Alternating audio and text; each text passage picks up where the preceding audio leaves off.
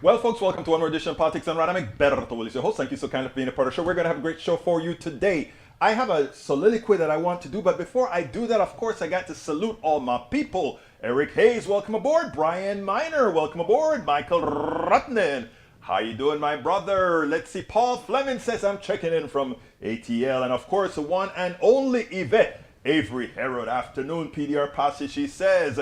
ATL checking in again. Michael Rudden, how you doing today? Bruce Pollard says, watching from Twitch. There you go, my brother. All right, let's go ahead and start with, oh my God, Mr. Rudden, I have a lot to show today, and you give me a, well, let's do some speed reading here because you always have good stuff. Let's get busy. Jan 6 committee lays out potential criminal charges against Trump. In a court filing, the panel said there was enough evidence to suggest that the former president might be engaged in a criminal conspiracy as he fought to remain in office. The evidence gathered by the committee provides, at minimum, a good faith basis for concluding that President Trump has violated the obstruction count. The filing, written by Douglas N. Letter, the general counsel of the House, said, adding, the select committee also has a good faith basis for concluding that the president and members of his campaign engaged in a criminal conspiracy to defraud the United States. Continue reading at the link provided by good old Senor Michael Rudden. Second one, methane ultra emitters offer oil and gas industry quick significant way to reduce climate footprint. Using satellite data from 2019 and 2020, a team of French and US researchers created the first systematic estimate of large methane leaks that can only be seen from space. They detected about 1,800 so-called ultra emitters over the 2 years, of which roughly 1,200 came from oil and gas facilities. These high-emitting events, which are normally undetectable and not accounted for in national greenhouse gas inventories, represented as much as 12% of global methane emissions from the oil and gas industry, according to their studies. Unless fossil fuel corporations are heavily regulated, not only lightly fined for their emissions, but imprisoned for ecocide, they are not going to do anything to prevent the damage. I agree with you 100%. Ukraine offers Russian soldiers compensation if they surrender. Any Russian soldiers who surrender merely needs to say million, and they get asylum in Ukraine along with 5 million rubles, or about 40,000 US dollars. So many Russian soldiers are conscripts who were forced into military service. I see this measure as being extremely effective at taking more Russian soldiers off the Ukrainian battlefield than bullets and bombs will, and a bonus will be demoralizing to the Russian military and Putin. Wow, that's a good thing. I wonder if it's going to work. I mean, I would love to see that. 1 million flee Ukraine as Russian assaults hit key cities of Kharkiv and Kherson and fuels exodus. The conflict has set off a growing humanitarian crisis in Europe and left those who have remained on Ukraine facing an intensifying assault for their airs and ground. We need to start taking in some of these refugees as well. I agree. Michael Rudden also says many non-white refugees fleeing Ukraine caught in limbo at borders amid reports of discrimination. The UN's refugee agency acknowledged instances of discrimination. Your treatment as a refugee directly proportional to your hue. Thank you for giving me credit for my statement of a few months ago, but it's so true. It is so true. Your treatment as a refugee is directly proportional to your hue. Unfortunately, it doesn't only come with refugee. I'm writing the story of my professional career, starting from college all the way into corporate America, right into forming my own business, dealing with banks, etc. And some of the things that I'm going to have in there is going to be fascinating. Again, I have a big smile on my face, but the tribulations that many of us have to go through with a smile, you would not imagine. Lastly, Bernie Sanders responds with a flat-out no after being asked if he shares Biden's optimism about the future of America. We Americans are an optimistic people, but sometimes we just have to face reality. There's a lack of action from Congress on a number of fronts where action is absolutely required. Corporate corruption of our government, global warming, infrastructure investment for renewable energy, living wages, universal health care, student loans comes to mind, and failing to do so will lead to dismal future. While all eyes are on Russia-Ukraine conflict, we can't let go the bigger picture that needs people. And that is so true. I mean, that is so true. We can't take our heads off the ball. Like, better if you're able to put this one on the screen. I'll put it up later. I got a whole lot to go through, and I wanted to read all of your stuff. Good day, good solar, according to Bruce Pollard. Let's see who else we have visiting while I read all of that. We have Michael Renner says, can someone repeat this, Eric, for me? Electric vehicle owners to the world. Going green is not as scary as you think. Fuel the electricity to drive 15,000 miles per year. in a compact electric vehicle costs less than $546, while the amount of gas required costs over $1,200. If you take a look at it, man, it's actually much worse than that, especially with what they intend to do. Alistair Waters, Carl Cox, welcome aboard. Never fear, Carl Cox is here, he says. Let's see who else we got. Alistair Waters, welcome aboard. Roberto Luis, saludos, mi hermano. You got to watch Kubosh, Roberto, the councilman. I tell you what I'm going to do. I am going to go ahead and play the councilman first because it deals with bail bonds. And guess who's going to be happy? Eric Hayes. You finally got your wish. You talk about bail bonds in Houston all of the times. Egberto bail bonds, Egberto bail bonds, Egberto bail bonds. You know what? I listen to my peeps, and you all are my peeps, left, right, in the middle, and everywhere. So I went and I got the guy who was once a bail bondsman and probably still is. Who knows? He probably has investments there. And he's a councilman. And I disagree with this bail bond issue that we're talking about. And you're going to see a good, decent conversation. Welcome aboard, Lee Grant. Melanie Keaton, welcome aboard as well. A good, decent conversation. Let's get busy with El Senor Michael Kubosh, who's a Houston City Councilman. I told you guys I was going to talk to him yesterday, and here he is ahorita mismo. Welcome to another edition of Politics Done Right. Today we have a councilman, a Houston councilman, Michael Kubosh. As you guys know, there's been what seemed to have been a crime wave that's been played up a whole lot in Houston, Texas. And what we want to do is discuss some of the genesis of the problem, some of the solutions to the problem, and what one might believe is the problem. So welcome aboard Politics Done Right, Councilman Michael Kubosh. How are you doing today? Thank you for having me, and hopefully we can clarify all this in the minds of the citizens out there about what the real problem is. Okay, let's first define what's the real problem as you see it. The problem is, as I see it, is the judges are not considering the habitual criminal history of these defendants and releasing them on free or low bonds, and they're going back out in the community and they're murdering people. Now, there's a lot of other issues that deal with misdemeanors, but I'm just now talking about felony cases. Misdemeanor cases, they're letting them out on a free bond. Most of the cases get out for free or a very low bond. DWI is now $10 to get out or $100, where it used to be $1,000 or $500. Now, the problem is when there's no accountability, there's no responsibility. The bail system, and I used to be a part of it for 27 years, is a proven system of accountability where the person who is bonded out is responsible to somebody in their family, their employer, somebody who signed or co-signed the bond, holding them also accountable as well as the defendant. Right now, there's nobody accountable except the defendant. And if he doesn't show up, so what? His case may never get adjudicated.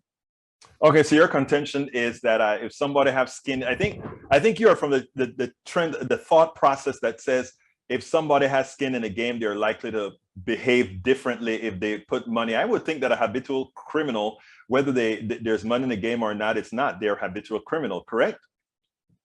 Well, I didn't really understand that question, but I can tell you this. We have a proven system of accountability, the cash bail system, as they like to call it, where you have a surety.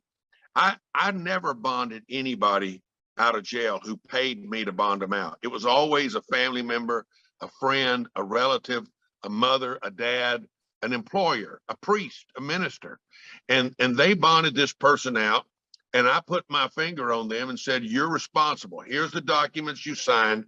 They're going to have to go to court. If they don't, you and I are going to be up late at night drinking coffee looking for this individual. And so the family had accountability. Many of them had to put up collateral, their home, their cars. And so it would, not that we wanted their cars, not that we wanted their jewelry, but by having their jewelry, having their car titles, it put pressure on the defendant to show up, because mama may lose her wedding ring, mama may lose her car.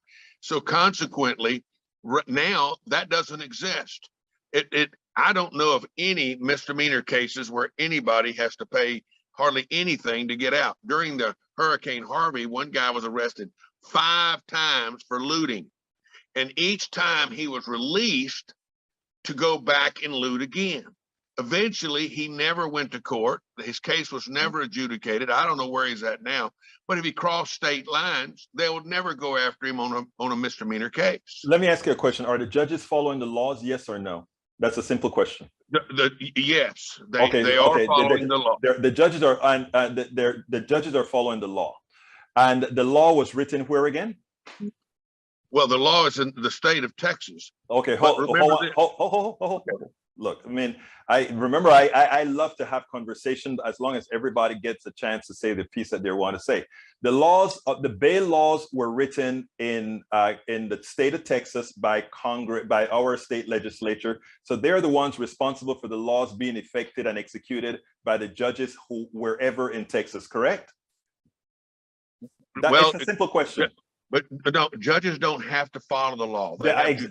Judges do have to follow the law. They have discretion, is what you want to say, though. They do have discretion. Because there is there's a separation between the legislature, the judiciary, and the executive. So they can ignore some of the recommendations. I look at the statute as recommendations to the judges that they just simply don't follow. Our Councilman Kubosh, there is a law, and these judges are following the law. The question that, and I think if we're looking for accountability, and I want you, we believe in accountability. Everyone should have accountability.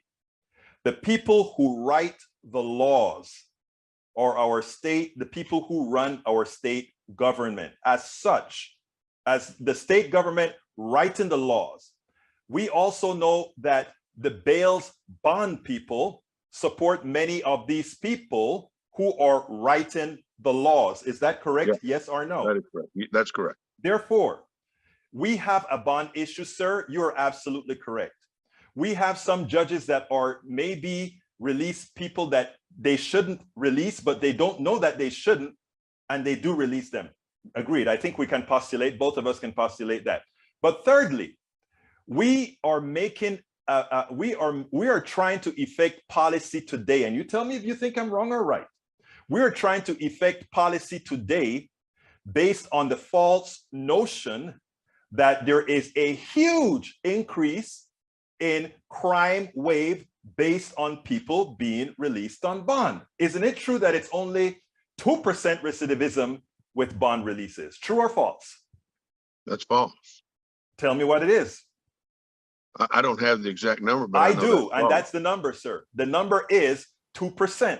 The reason I asked you had the number is 2%. I'm not going to argue that point with you. And that's good. I appreciate that. But secondly, sir, it's not only 2%, but there has not been a marginal increase in the crime rate. In fact, the total crime rate in Houston has actually dropped, correct? The reporting of crime has dropped. Crime hasn't dropped. Again, we only work with numbers. Isn't it true that the crime rate in Houston has decreased? You sound like Mayor Turner. You tell the story you want to tell. No, sir. We are together. We want a safe Houston. We're not together on this at all. We want a safe Houston. We want a safe Houston. Now that's a fact. Both of us want that. What I don't want, and I want you to explain to me, what I don't want is a system that favors those with capital. In other words, here's what you told me, and I gave you extensive amount of time to speak, and I didn't interrupt you or anything of that nature. I made you speak. You gave your impression of people having responsibility for bonds, et cetera, et cetera, et cetera. True? Now, here's the deal. If we were to change these laws, and I wish they did in Texas, the legislature that says, lock them up, those people with XYZ things. In other words, our Texas legislature is responsible for writing these laws. If you want these people locked up, write it into law. Put the responsibility on the people who write the laws. Now, that said, when you give discretion to a judge, you open the political game. In other words, what you open up for is for somebody to say, the activists like others would come out and say, well, look, if John Peter is from a poor family and John Amos is from a rich family, it doesn't matter how much money the judge says they have to pay. John Amos, from the fact that he is wealthy, whether he's a good guy or not, can get out on bond. True? That's a simple question. When you say John Amos can get out on bond, on what type of a charge? On any charge that the state legislature has put that there's a bond that can be offered for this particular crime. But they have written in the law that they must consider the defendant's who the defendant is, his state of mind. Sure. Does he have? Is he likely to reoffend? Is he a danger to the public, to society? I agree. Yeah, I mean, those all kind subjective of things, terms, right? Yeah, those. But the judge still doesn't have to follow. Many of the times, the district attorney has asked for a no bond, and the defendant was released on free bonds, where they gave him 2 PR bonds. The person that killed Rosalie Cook, the 80-year-old senior, had been 22 misdemeanor convictions, 9 felony convictions. He should be locked up. He should be locked up. But the judge, a Republican judge, not a Democratic judge. Doesn't matter. Did I mention the word Republican or Democrat here? I'm telling you that he gave him a $5,000 PR bond and a $15,000 PR bond, and then waived the fees on the PR bonds, because I think it's a 3% fee. Right. And let him out. 20 days later, he found Rosalie Cook coming out of a Walgreens, and he killed her. And his son said, her son said, look, he could have just pushed Mama down. Mama couldn't have got up. He didn't have to kill her, but he stabbed her in the chest and killed her. You know, all of that is, sir, Mr. or Councilman Kubosh, I want to be respectful. All of that is right, and I'm with you there. These are. I just want the public to be safe, and I want the judges. And let me tell you how you make the public safe, and then let's talk about it, because I hear a lot of people really getting on these judges, and it really upsets me. And I'm a very pragmatic, very independent activist journalist. Well, some of them got voted out yesterday. You know that. Yes, I know a whole lot of them did, and I think unwarranted. Let me tell you what I mean by that. Well, I'm glad they're gone. Let me tell you what I mean by that, sir. Okay, because here's my fear. Remember what we said: 2% recidivism is what we have. So there are some otherwise people that really would do well and have a break with the bond that judges are going to be fearful to give because of this political thing we put around, making most Houstonians believe that the crime wave is going out of control, so much crazier than it used to be. Here's what I want to ask you, sir. The reason why there's so many guns on the streets right now is anybody can have a gun in a car. So we have the Wild Wild West in Houston, true? Anybody can have a gun, and we have a lot more of these people who get pissed off in a car and shoot each other, right? But I don't know that everybody's got a gun. No, but I'm saying, I treat everybody as if they do have one. Now we have an increase in guns that anybody can get without a license, and we have. You don't have to have a license. You can carry it with you without a permit. There you go. And what it means now is and how comes we don't attribute all the new shootouts with these new laws that goes ahead and have the Wild Wild West in Texas? It's simple. As soon as we got these increase in guns in the streets, a lot more shootings started to occur. That number is quantifiable. How comes we don't raise hell about that? Do we care about people? So let's raise hell about having all these guns with kids, 18, 19-year-olds with guns now. Why don't we raise hell about that? And the other thing that I want to ask you about, Councilman, because you're a good councilman. I know you. Okay. Let me ask you another question. Why don't we really go to the genesis of the crime problem in this city, in this state, in this country? You are a politician. You can do something about it. Tell me, why don't we actually give the type of policies within communities that prevent these things from happening? Well, you know what causes it. Yes, you know, we can imprison somebody, and it costs us more to put somebody in prison than it does to send them to Harvard University. That's why I love you, because you know the solution. You know the solution. It's education, and we have to give them an opportunity. Sir. That's why I talked to Millard House, our new superintendent, about putting the vocational training back in our schools. They took it out, and some people don't want to be doctors. Some people don't want to be lawyers. They want to be mechanics. They want to work with their hands. They want to be carpenters. They want to learn skills. Why not? skilled positions. I hire people all the time that have skills, whether or Councilman, not you it's are putting on a roof or working on plumbing or electrical. We got to have skilled people. Councilman, you're so right.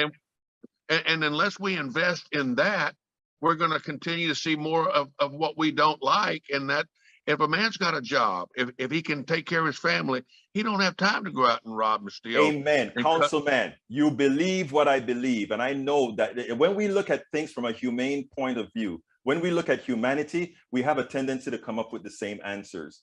So you know what's causing the problems out there. Yes, we have these killers that we need to get off the streets. Yes, we had some few killers that got that got put down, put out back into the streets that shouldn't have. There's a few of that.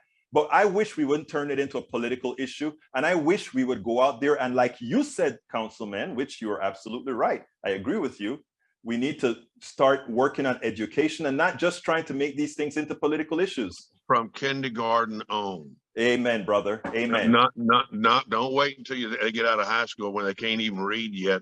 Do it at kindergarten on, where they have an opportunity to learn to read and to understand. And we need to teach them. We need to teach them how to be self-sufficient. Councilman some Michael of these kids Kubosh. don't eat unless they come to school. They don't have that. They didn't have food at home. We have to provide for them. If you don't eat, you're not going to learn.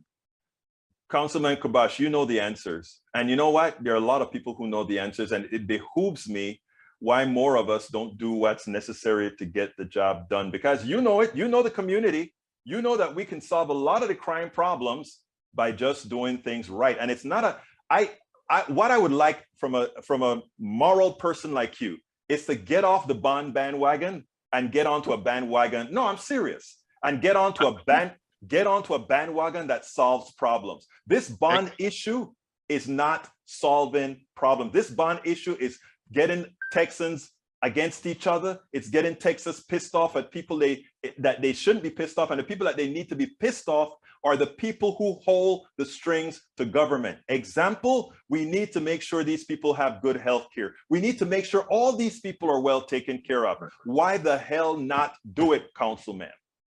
I agree. And you got to remember that about 96% of the wealth is controlled by about 6% of the population or less. Somebody said 2. And we've got to do better to help our people. Mr. We've got to do better. Councilman, you're a good man. Look, you're a good man. And let me tell you something. And you know what needs to be done.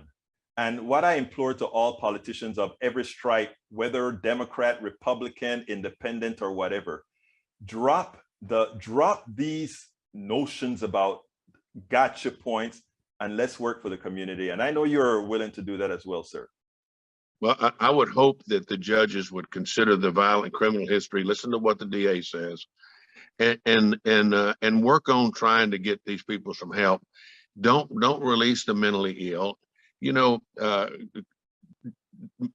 Judge Hidalgo built a hospital over there at NRG. Why not use it? And then they tore it down. Nobody ever got treated. Why not use it to help the people that needed help, to bring people in? Look, sir, bring people from the community into these solutions that you have as well. Work together with the leaders, and we'll get things done. We just have to get out of this. We just have to get out of this morass that we're in right now and work together. Good people working with good people. Well, that's why years ago I had 2 foster group homes. I had 47 foster children, 2 foster group homes. I adopted a child. I had 6 living in my own home. And unless you are caring about people of all races, of all ages, you got to help people. People are needing somebody to love them. Councilman Michael Kubosh, a good man, somebody that's going to drop this darn this issue about the bond thing, because you are much better than that. Thank you so kindly for having been on Politics Done Right. Thank you for having me, Agilberto.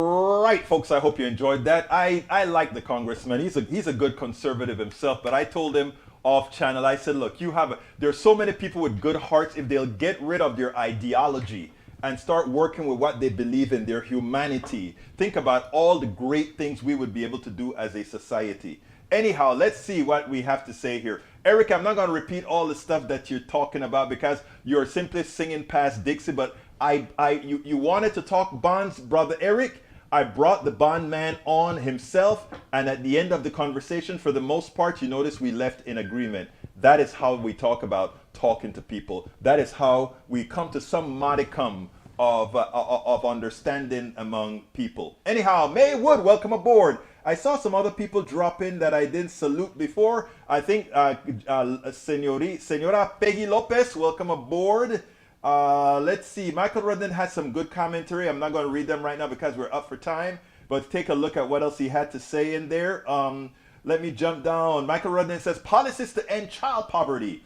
End child hunger? Yes, please. I agree with that, brother. Lee Grant says, someone might be cautious about going into the trades when they can reasonably believe the, don't know what you're saying, or finishing their brother. Roberto Lewis says, my point is, a bond is allowing you to continue to do continued problem of danger.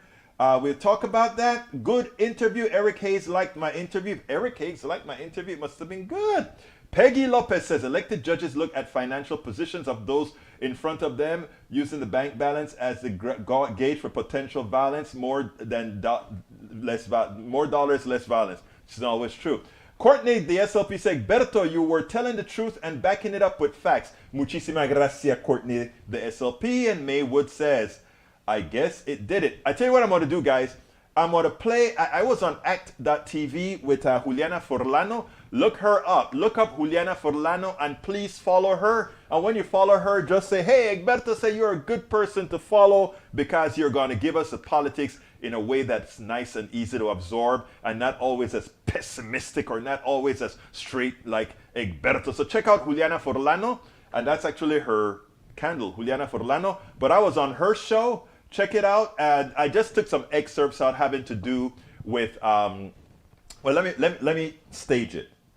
I went on to the Juliana Forlano show to discuss several issues, and one of the major issues we discussed was the pathetic state of the Texas government, meaning Greg Abbott, and he's running again, and we went through the draconian laws that he passed. Check this out, and then we'll take it on the other side. Greg Abbott is also the governor who signed into law one of the nation's strictest abortion measures. I mentioned it earlier, banning procedure as early as 6 weeks into a pregnancy. Do you want to comment on what that is doing to Texans? Yeah, I mean, it's amazing. Texans right now, they're going north, they're going south. Well, if you live in South Texas, you're going to Mexico. If you live anywhere in the middle of Texas, you're kind of hosed, right? So you have to either go up north or whatever. But what this is let's call it what it is, right? It is an abortion bill for rich women. Because what it turns out to be is that we don't want to show our measly Texans that abortion is okay. But the wealthy ones, the ones who have kids in these wealthy schools, if they get knocked up, they can go ahead and fly somewhere, do it in secret in New York, or do it in secret in where you are, Connecticut, or one of these states, or Mexico, and then come back to the States. But the poor folk, the ones where abortion is an economical issue, because remember, as a woman, and I shouldn't be speaking, you're a woman, you know what I'm talking about. Okay, you're just about to say, yeah, but go ahead. It's an economic issue. Yes. So therefore, we have to realize that once we deny a woman's control of her own body, we're inflicting pain on her own personal economy. Mm-hmm. Is that right? You tell me. Or a lot of women do not want to bear a child into poverty. Why would you want to bear a child that you then have to watch suffer? The government doesn't support the children. They don't support, they're trying to rip away public education. They're trying to rip away any kind of food assistance, electrical assistance. They can just freeze in the storm, but you can't have an abortion. It's insane. It is crazy, but that's what we have in Texas. I think Greg Abbott is just positioning himself for a presidential bid. Your thoughts? Yes, he is. But I have to ask the question are these, we always talk about these guys not being necessarily as smart as they think they are. The country is not going in that direction as far as these draconian type of laws. I hope to God not. No, it's not. It really The isn't. interesting thing is he's not going to CPAC, which apparently is only for crazies and Trumpites now. And, Yes. shamans, QAnon shamans are going to that thing. It used to be fairly serious conservative think tank, gathering of people I don't agree with. When now it's just for nuts, and he's not going. So I'm seeing that as him signaling that he's positioning himself as like a regular Republican, while at home he can still show his creds for trying to cut abortion as much as possible, trying to, trying to deregulate the utilities, trying to, do go against the trans kids and all the other stuff we just discussed. Your thoughts? Let me just put it this way, because I'm going to throw that back at you. That's the importance of your show, right? Because we won't allow them to do that. You're absolutely right. What you just said was a perfect answer, right? In other words, let's kind of look normal to everybody else. And in Texas, where we control how people can vote, we will let them do as they please. But Juliana says something else. You're going to be on my show. And not only that, we're going to make sure that the rest of America find out who you really are. And that's the beauty of independent media, because whereas others are going to cover things superficially, baby, you're going to get down into the gutter with those guys and say, you're not getting away with that. Most Texans do not support all of this, but unlike other states, everybody talk about voter suppression in Texas. First of all, voter suppression is real because they make it difficult. They don't do it in the olden days that we did with Jim Crow or anything. They just make it difficult. I'm here in DC for a while, taking care of my daughter who had a stroke. And interestingly, we registered to vote. Both of us did. Thank you. We both registered to vote. And in little letters, they said, after you fax your app in, you still have to mail it in. It must get here within 4 days. So an experienced voter like myself, trying to vote, they make it difficult. They make it difficult that if you have a Texas school ID, you can't use that as an ID. But if you have a gun permit, you can do it. Well, get your gun permit. Right, but it's funny because most ridiculous. Progressives, a lot of them won't spend the time on gun permits, but we do know conservatives love their guns. So that's another way of making sure that you have a certain type of people voting. Fascinating. It's like death by 1,000 cuts. That's so interesting. I didn't know that. Thanks for bringing that to light. That's a magic word that you just said. Death by 1,000 cuts. That's it. Exactly right. It's so disgusting what Abbott is doing. Let's remind everyone who Greg Abbott is and what he's done in the past. I actually brought up a little while ago that it was Greg Abbott who caused Texans to be ripped off during the Texas electric grid failure. Talk about that.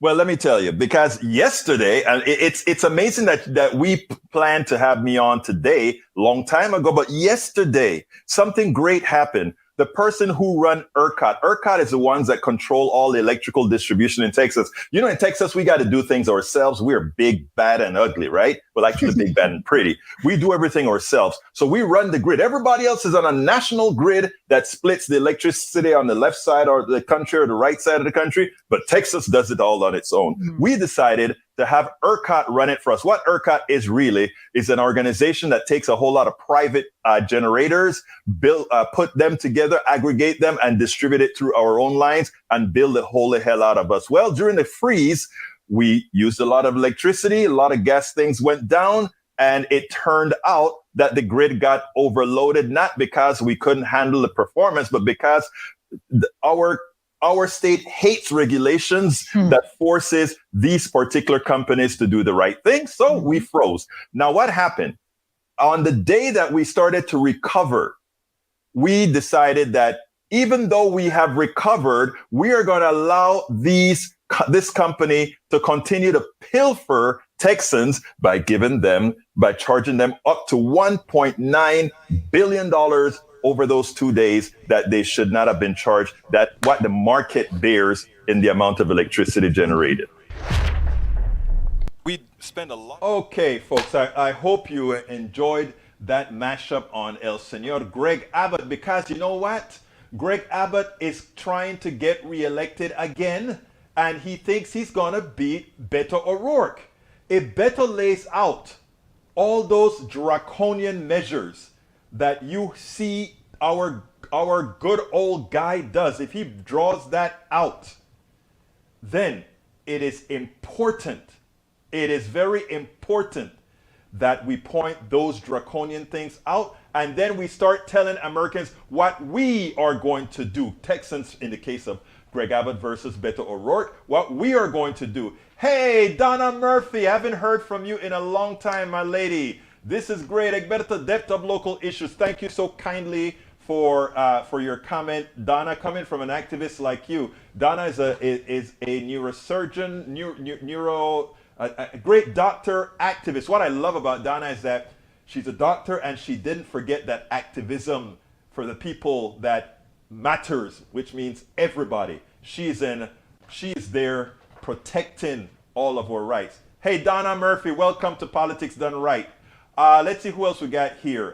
Carl Cox.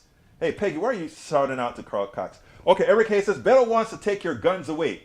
No, he doesn't want to take your guns away. That is how you are going to promote it. That is how Republicans are going to lie about it. But what I'm going to do is I'm going to talk to Beto and I'm going to say, hey, you just make sure to tell people they can have their guns. I will be out there saying how irresponsible the Republican government has been in allowing everybody, Tom, Dick, and Harry, to have guns and become crazies on the streets that are popping caps into people as they drive. Just because the 18 and 19-year-old minds generally are not developed, they can't control a lot of their emotions so often. They get into a car, somebody pulls in front of them, they pull next to them, they got a gun because they can have a gun, and they pop a cap into somebody. How smart is that, my dear brothers and sisters? How smart is that? Come on now. All right, let's see. Peggy Lopez says, please put up an address for Juliana Forlano. Okay, let me put, this is her Twitter address. Juliana Forlano. There is that is her address at Twitter. Go follow her, folks. Go follow her. And don't forget, while you're there, in case you haven't followed Egberto Willies, please remember to follow Egberto Willies as well. There's my Twitter address, at Egberto Willies. So, folks, please go ahead. And, for people who are going to be reading this later on, I better put Twitter in front of it. Let's see, at Egberto Willies and at Juliana Forlano. There we go. All right. All right, folks, I have one other video for you to play. This is Egberto's word of the day, draconian. Hey, Daniel. Hey, Daniel, I hope to see you on Saturday on our Ask Egberto Anything. Folks, if you don't remember, this Saturday at 11 o'clock Central, it's going to be at what time? 11 Central, 12 noon, right? Yeah, I'm pretty sure it's 12 noon. 12 noon, of course, that's how it is. I'm spattering over 2 time zones now, being here in DC and at the same time covering Texas. You know how that goes, guys. Still hanging there. By the way, here is the link. There is the link to go ahead and sign up for politicsdoneright.com/Ask Egberto.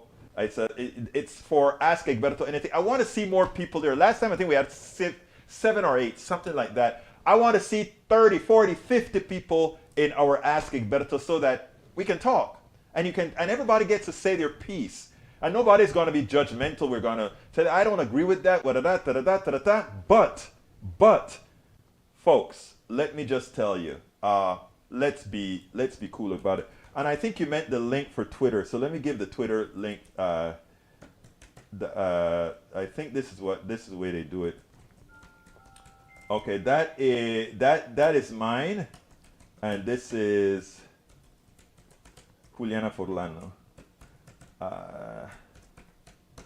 There you go. All right, those are the links. And if I made a mistake or screwed up with the typing, you know why. But anyhow, it is time for me to say, hey, folks. Please, if you are on YouTube, click that. First of all, the thumbs up button. But not only the thumbs up button, please go ahead and click the join button. Become a part of our posse. Make sure that we can get things done. Make sure that I can continue to bring you the content that I bring you. You know, I give you several videos every day. You know, I also give you good interviews, not only local, but statewide and national. It's hard work, 16 hours a day. I don't have help yet because I can't afford help yet. So please support us. Go and click that join button on the YouTube. Now, alternatively, if you're on some other network, go to politicsdoneright.com/YouTube, politicsdoneright.com/YouTube, or you can subscribe to our Patreon, politicsdoneright.com/Patreon. Remember, those of you who do our Patreon, you get you automatically have a gateway into read all of our books online. Please consider also subscribing, or rather giving us contributions via either PayPal. You can either do it at a one-time, or you can do it a subscription. A lot of folks have started doing a small subscription every month via PayPal. It's all automatic for you to click that. politicsdoneright.com/PayPal, politicsdoneright.com/PayPal. We have a lot of good stuff at the store. Good hoodies, t-shirts, mugs, some of it designed by you. politicsdoneright.com/store, politicsdoneright.com/store. And of course, don't forget this. I'm Egberto Willies, as host of Politics Done Right, a progressive radio media show on Pacifica Network's KPFT 90.1 FM Houston that engages all ideologies. I found that our political angst isn't mostly ideological. There is a well-designed effort by many in power to control us. If we are at each other's throats, we are less likely to demand our economic and local wishes. In that light, I wrote 3 books. I wrote the first one titled, As I See It, Class Warfare, the Only Resort to Right-Wing Doom, to describe the entire economy in a manner we can all understand. It highlights why it was designed to pilfer most as it empowers a few, the chosen. The second book, titled, It's Worth It, How to Talk to Your Right-Wing Relatives, Friends, and Neighbors, take it to the next level. After understanding how the system pilfers, it is incumbent that we can speak to our peers to empower a change. The third book, How to Make America Utopia, Take Away the Economy from Those Who Rigged It, gives us a place to land. After learning about our economy that is dysfunctional for most and learning how to engage the other side, we point out what would make an economy that works for all. Each book stands on its own, but together they provide the full picture. Please consider getting one or more. You will undoubtedly learn, be entertained, and help us continue the mission with our blogs, articles, videos, and books. No, Eric. I am not going to put my face on the mug. I am not going to do that. That's a bit, once I considered doing it, right? Put the Politics Done Right, I put my face on the mug, and I said, nah. For now, that's a little bit too vain. Maybe if enough of you say, hey, you better to put your face on a mug under the logo, then I'll do it. But other than that, nah, not at all. If enough of you are to say, hey, you better do it, I'll do it. But anyhow, let's see. Kiminji says the answer is, how do you say that? Kiminjin says the answer definitely is Beto.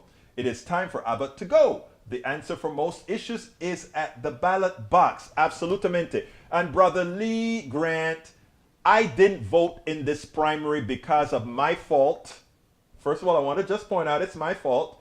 I faxed in the application to get the voter application sent to me, but I didn't read the fine print that said I also had to send it in by mail and it had to be received within 4 days. My fault. My fault. Oh, put Ashley's name on the mug, face on the mug. That's an idea. She's a lot better looking than I am. I am going to put Ashley's face on the mug. That's what I'm going to do. Okay, that's what I'm going to do. You're right about that, girlfriend. All right, let's see. Daniel Liddell says, everybody sign up for AEA on Saturday. I have a few surprises planned. Oh, please don't. I hope you're not going to hurt any of us. Please don't. Daniel Liddell? No, Daniel. Look, come in there to be civil, and that's all we do. That's all we do, civil. Even Daniel says one time he said he said this. I didn't say it. He said it. Sometimes his words come across tougher on when he writes it than when he comes on the screen. Because when he comes on the screen, sometimes he gets a little combative, but he's all right. I like Daniel. I've been talking to Daniel at every 4th of July parade that I see him here in Kingwood, Texas. So hey, brother Daniel. Still love you, even though you don't like me calling you brother because you think I'm your enemy. Don't worry, I'm not your enemy. You may be mine, but I'm not your enemy. Anyhow, let's continue. Egberto, how would you spin? Hell yes, we're going to take your AR-15s. I don't think, put it this way, I don't see a problem in having some restrictions on AR-15s, but, do you have a problem in certain people taking certain drugs? I don't know. Anyhow, let's see. Peggy Lopez says, put Ashley's face on the mug. Roberto Lewis says, agreed, Ashley on the mug. Oops, it looks like I'm going to have to put Ashley on the mug. You guys, I put Ashley on the mug. You guys better buy the damn thing now, because that's how we are going to help fund politics done right. Tom C says, war is hell. Yet the media continues to cover the Ukrainian tragedy as if it were a football game with first one side winning, then the other. The truth is only Putin has the nuclear football. That is so true, Tom C. And I wanted to put you remember I said earlier when I started the show, I'm going to play the Mitch McConnell thing tomorrow, because I have a soliloquy that I want to deal with beforehand. Because our Ukrainian brothers and sisters, they're at war. But in reality, war has come to them. We have Russia that's blowing the holy crap out of apartment buildings, blowing things up, killing innocent civilians, right? That's a fact. But in the process, because of the sanctions on Russia, because of the volatility, quote unquote, in the markets, the price of oil is going through the roof. That is our economic system at work. That is our economic system at work. And let me explain what it is trying to tell you. Our economic system says the following.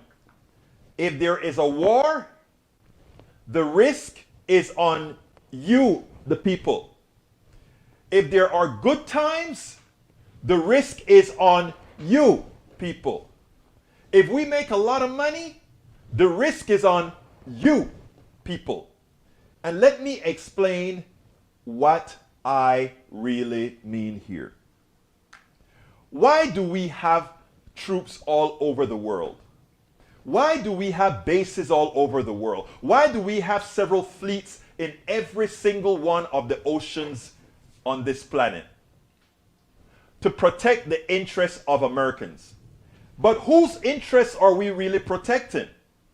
You know, the average American citizen, if we were an insular community, we would be farming, we would be doing all the things within America like the natives did to have all production local. We could do everything locally. But there were different, with economic systems, we were able to abstract things. We were able to go ahead and manufacture things here and there and elsewhere.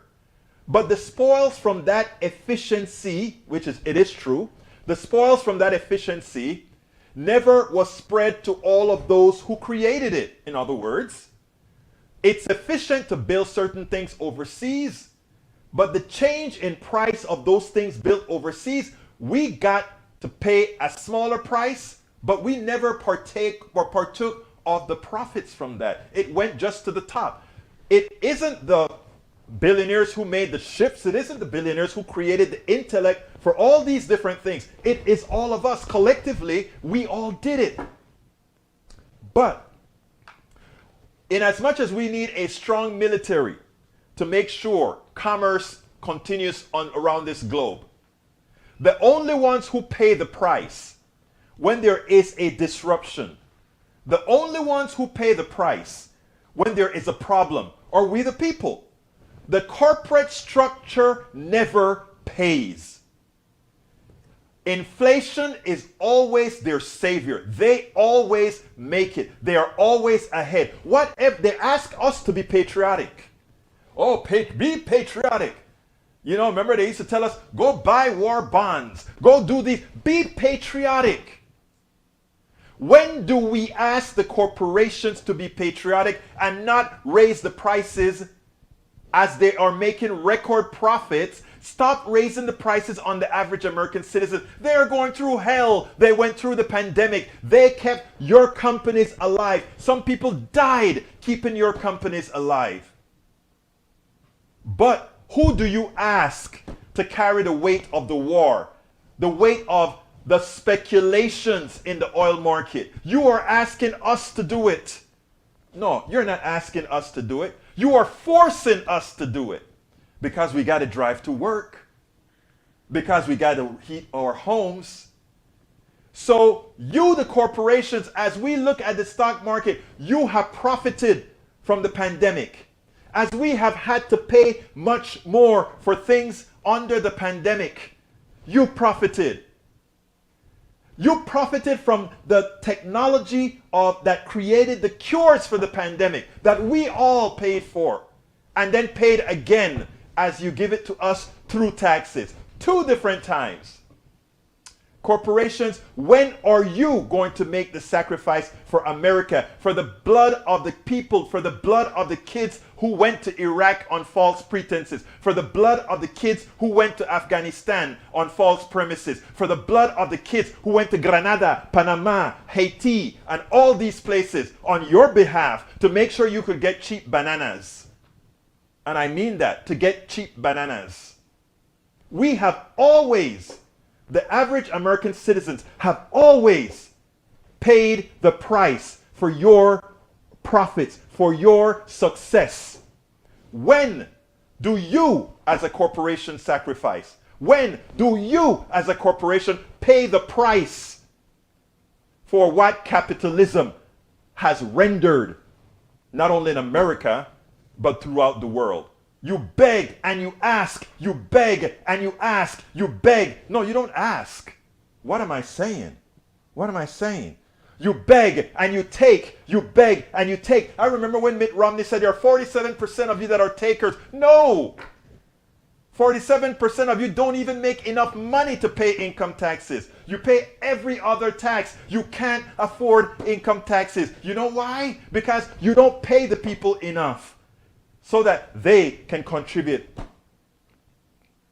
I mean, the biggest problem I see, however, is the indoctrination into having us believe that there's something special about you capitalists. There's nothing special about you. You are just parasites.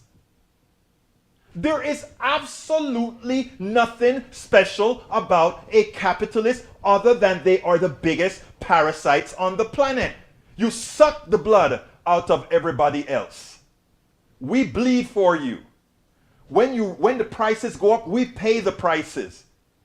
As we watch you dally around the stock market saying record profits for corporations. Why? Because we raised our prices. Did we really have to? Well, we're raising our prices because of a supply chain problem. How the hell is there a supply chain problem when your prices before the price hike was record profits? People, we have to start learning these things on our own. And we have to stop having these people lie to us, pull our legs, or just look at us and say, those stupid people will do whatever we ask. My name is Egberto Willis. This is Politics Done Right. And you know how I end this, baby. I am what? Out! We spend a lot of time deconstructing the news, trying to parse it into a form that everybody can understand. We try to find those little nitpicks where it flies above the fray, etc. If you really like these videos that we do, I want to ask a big favor. Please go ahead. Number 1, subscribe to our channel. And number 2, please join if you can. Thank you so kindly for watching. Keep watching. Please remember to share. We must populate the entire internet with our progressive message, a message that we know is what most Americans say that they want. So help us, please.